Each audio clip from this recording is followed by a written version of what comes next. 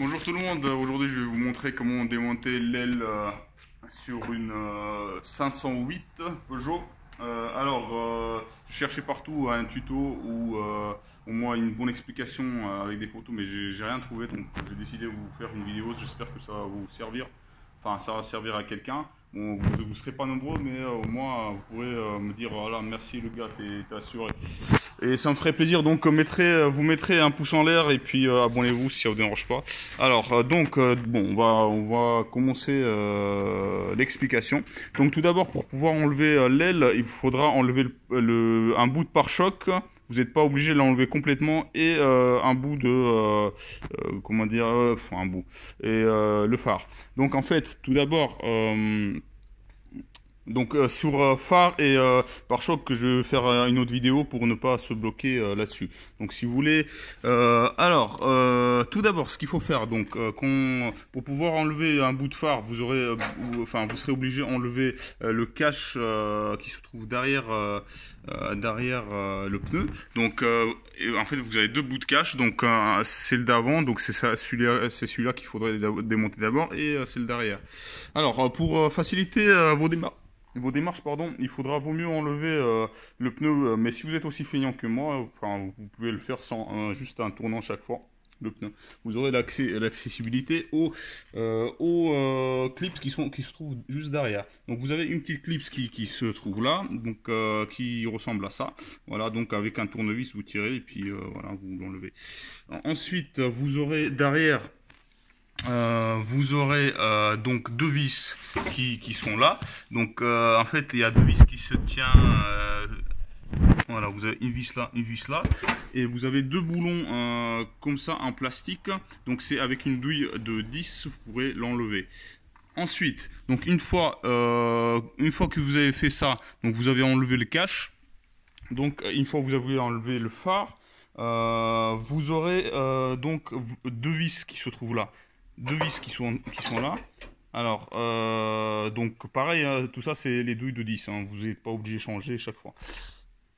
Donc vous enlevez celle-là. Ensuite, vous enlevez trois vis qui se trouvent là.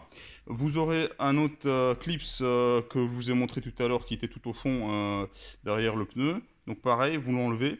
Ensuite, une fois que vous avez enlevé deux vis qui sont là, trois vis qui sont là, voilà, le cache qui se trouve derrière. Maintenant, ce qu'il faudra faire, c'est vous avez un espèce de plastique qui se trouve derrière. Donc derrière elle ici, entre la porte et l'aile.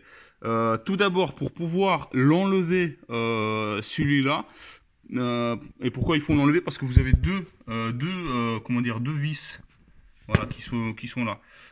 Et pour enlever, bon, écoutez, donc je vais passer au fur et à mesure. Donc ici, vous aurez donc deux vis qui se trouvent juste derrière ici, et pour pouvoir ça c'est les deux vis comme ça, il faudra l'enlever avec une clé de 20, je crois bien, ouais, c'est une clé de 20, voilà. Donc vous en avez deux, un plus haut ici et un plus bas. Et pour pouvoir l'enlever, il faut, bon, moi en tout cas j'ai pris ça, donc c'est une rallonge souple, parce que avec une rallonge dure, j'arrivais pas.